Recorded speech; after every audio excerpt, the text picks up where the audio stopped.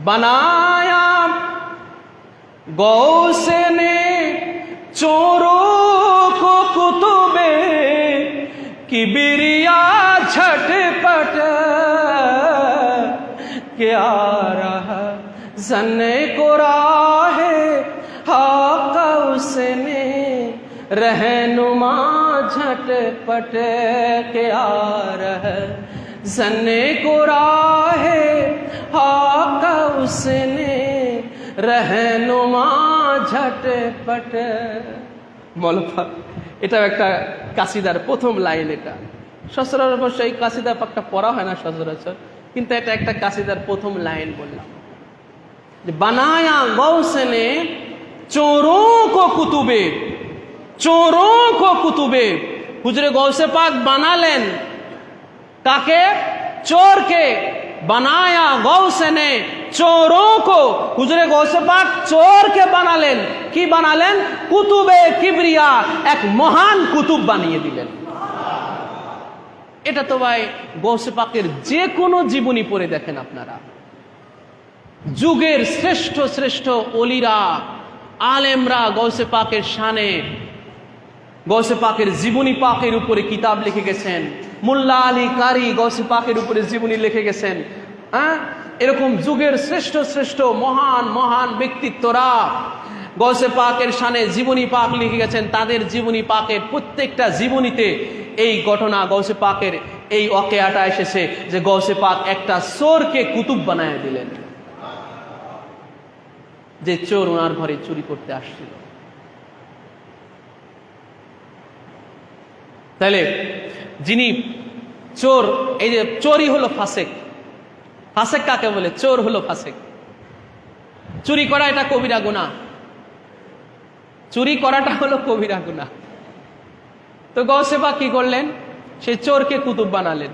তো এই যে দেখেন, এই খানদান পাকের ভাই কারিশমাই তো এটা, খানদান পাকের কারিশমাই হলো এটা, আহলে বায়াত পাকের কারিশমাই হলো এটা, উনাদের বুজুর্গি হলো এটা, উনাদের মাহাত্ম্যই হলো এটা, উনাদের শ্রেষ্ঠত্ব হলো এটা যে উনাদের সোহবাতে, উনাদের সংস্পর্শে যেই আসে সে যত যদি নাপাকও হয় তো সে পবিত্র হয়ে যায়, যদি ডাকাত হয় তো সে ডাকাতি ছেড়ে আল্লাহর ওলিতে পরিণত হয়ে যায়। উনাদের সোহবাতে যদি চোরও চলে আসে তো চোরও উনাদের সোহবাতে এসেছে কুতুবে কিবরিয়াও হয়ে যেতে পারে।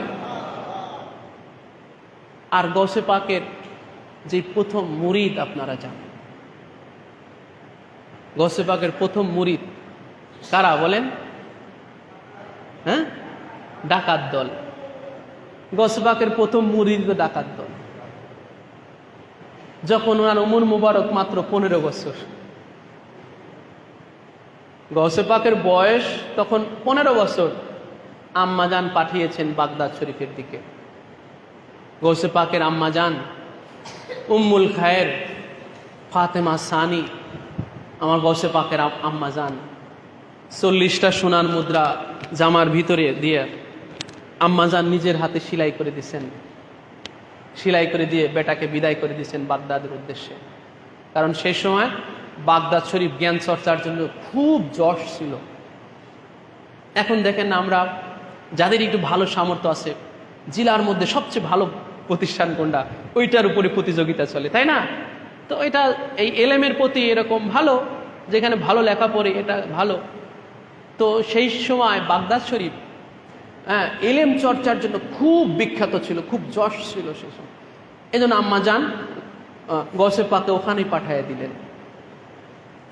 আর ভিতরেও যে 40টা স্বর্ণ মুদ্রা দিয়ে দিয়েছিলেন। দেখেন সেই স্বর্ণ মুদ্রা হামদান এলাকায় গিয়ে যখন ডাকাত দলে ধরল, গৌসে পাকের একটা সত্য কথায় পুরো ডাকাত দলেই ওনার হাতে বায়াত হয়ে গেল, পুরো ডাকাত দলে ওনার হাতে বায়াত হয়ে গেল। তাহলে কি হলো? সত্য বলাতে ওনার মোহর তো আর হারানো যায় নাই। মোহর কি খোয়া গেছে বলেন? মোহর তো ওনার কাছেই থেকে গেল সত্য বলাতে। মাঝখান থেকে কি হলো? পুরা ডাকাত দল তারা সারা জীবনের জন্য ডাকাতি ছেড়ে দিয়ে, ওই যে ফাঁসেকি ছেড়ে দিয়ে গৌসে পাকের হাতে বায়াত হয়ে গেল, এবং পরে তারা এক একজন আল্লাহর ওলিতে পরিণত হয়ে গেল। গৌসে পাকের মোহরও থেকে গেল। তো দেখেন ইনাদের একটা সত্য কথায় কি পরিবর্তন হতে পারে মানুষের। তো গৌসে পাকের দেখেন এই যে সেই 15 বছরে গৌসে পাকের ওই প্রথম মুরিদ ডাকাত দল। গৌসে পাক যখন আবার বাগদাদ শরীফে আসলেন, বাগদাদ শরীফে এসে এই যে চোরকে কুতুব বানায় দিলেন।